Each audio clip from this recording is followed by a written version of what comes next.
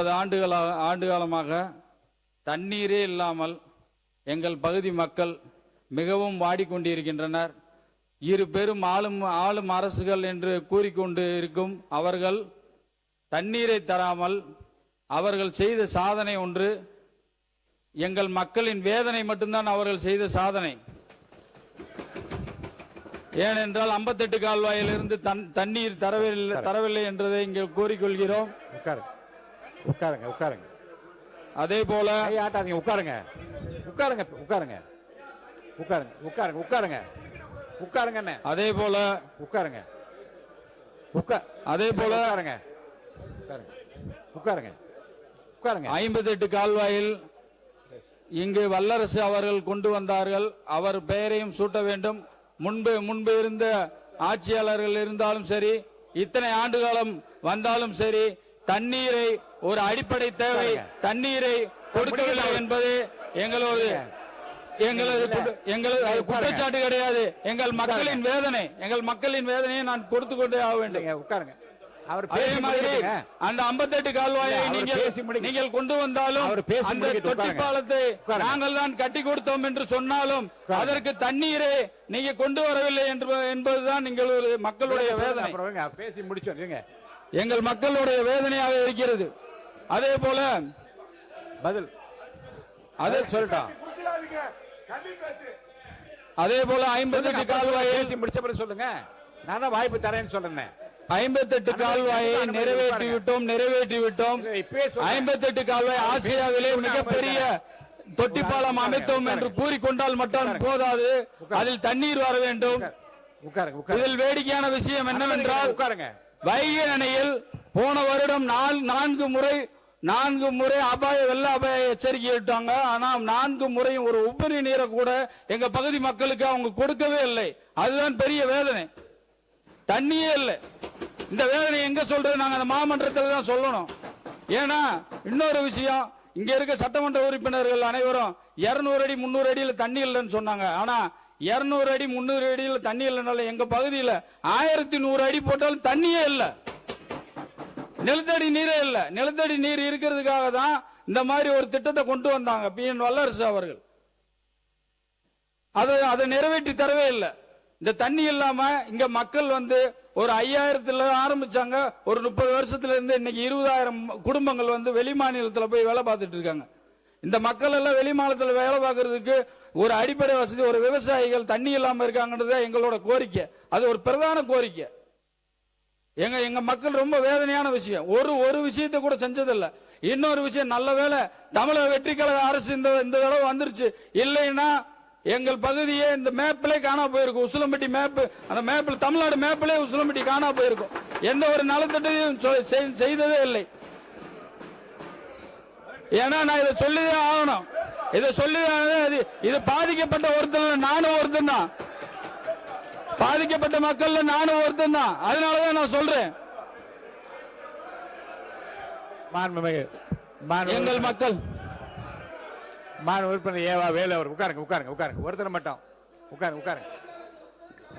பேரவைத் தலைவர்களே உட்காருங்க. மாண்புமிகு பேரவைத் தலைவர் அவர்களே இருங்க. நீங்க முதல்ல இருங்க சொல்லிக் கொண்டே இருந்தால் உறுப்பினர் முதல்ல இருங்க. உட்காருங்க. மாண்பு உறுப்பினர் உட்காருங்க. நீங்க உட்காருங்க. மாண்பு உறுப்பினர் இருங்க. உங்களை மட்டும் நான் பேச அனுமதி. இவ்வளவு பேர் உங்க பின்னாடி இப்படி நின்னா என்ன நியாயம்? யார் கண்ட்ரோல் பண்றது? அப்புறம் யார் அவையை கண்ட்ரோல் பண்ண முடியாமோ? உட்கார சொல்லுங்க. முதல்ல உட்கார சொல்லுங்க. பேரவைத் தலைவர்களே, சட்டமன்ற உறுப்பினர் செந்தில்குமார் அந்த பகுதியை சார்ந்தவர். அவ்வளவு சொல்லுங்க. தண்ணீர் பிரச்சனை பற்றி குறிப்பிடுகிறார். தண்ணீர் பிரச்சனை என்பது எப்பொழுதும் இயற்கையாக வருவதுதான். அது ஆட்சியை வச்செல்லாம் கிடையாது.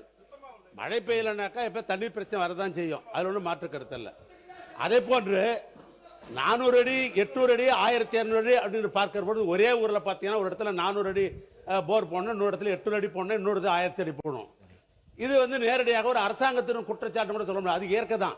ஆனால் திட்டமிட்டு சென்ற ஆட்சியில திட்டமிட்டு ஏற்கனவே இருந்த ஆட்சியில என்று எங்களுடைய ஆட்சியை குறிப்பாக குற்றம் சாட்டுகிறார். அதை பற்றி ஒரு விளக்கம் சொல்லணும். நான் கேட்கிற பொழுது எங்களுடைய சட்டமன்ற உறுப்பினர் அதிக்கணும். நீங்க எக்ஸ்சேஞ்ச் பண்றேன்னு சொல்றீங்க. ஆனாக்கா பேசிய பேச்சு அப்படியே லைவ்ல போயிடுது. நீங்க சொல்லி புரோஜனம் இல்ல. இல்ல, விரைவில் அதை பற்றி ஒரு முடிவு எடுக்கலாம். அதனால என்னன்னா அவங்க சொல்லுகிற குற்றச்சாட்டு சொல்லுகிற பொழுது உடனே எங்களை அனுமதிச்சாதான் அதுங்க பதில் சொல்ல முடியும். நீங்க அவர் பின்னால சொல்லுன்றீங்க, அதுக்குள்ள ரீல் கட்டி மேல போயிடுது. ரீல் இது சம்பந்தமாக நம்முடைய செந்தில் வந்து பேச அனுமதிங்க. ஏன்னா அந்த பகுதி அவருக்கு தான் தெரியும் அதெல்லாம். மாண்பு உறுப்பினர் செந்தில், மாண்பு செந்தில்குமார், மாண்பு செந்தில்குமார், மாண்பு மணிமாறன். மாண்புமிகு பேரவைத் தலைவர் அவர்களே,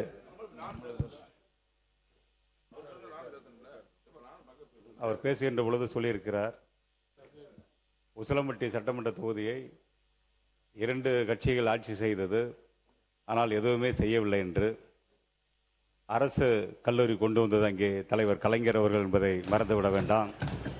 58ஆம் கால்வாய் திட்டத்தை கொண்டு வந்தது தலைவர் கலைஞர் அவர்கள்.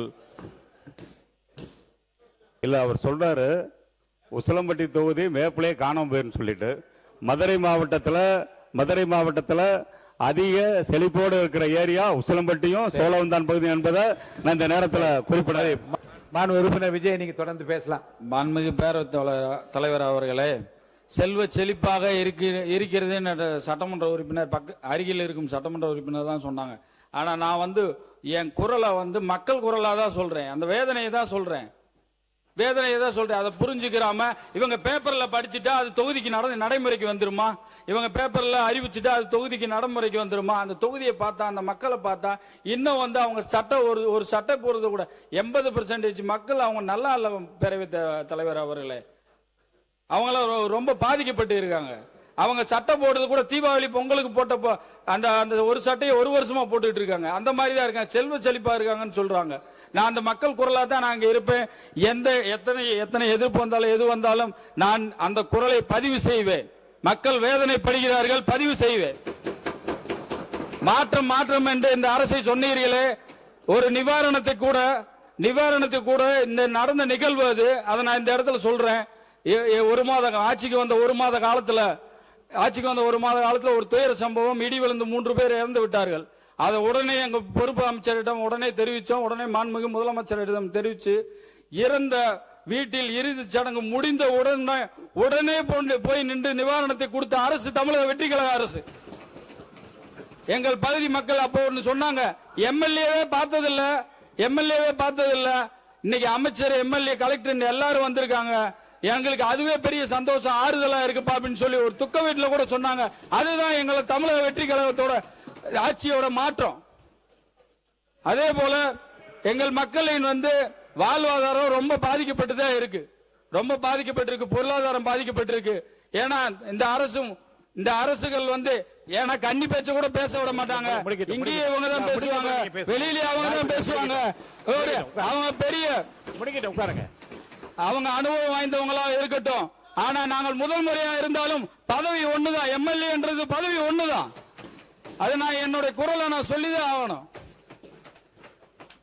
அதே போல எங்கள் பகுதிக்கு சுதந்திர காற்று, மூச்சு காற்றை கொடுத்த, கைரேகை சட்டத்தின் குற்றப்பரம்பரை என்றது மூச்சு காற்றை கொடுத்த, சுவாசத்தை கொடுத்த பசுமன் முத்துராமலிங்க தேவர் அவர்களை நான் போற்றி வணங்குகிறேன்.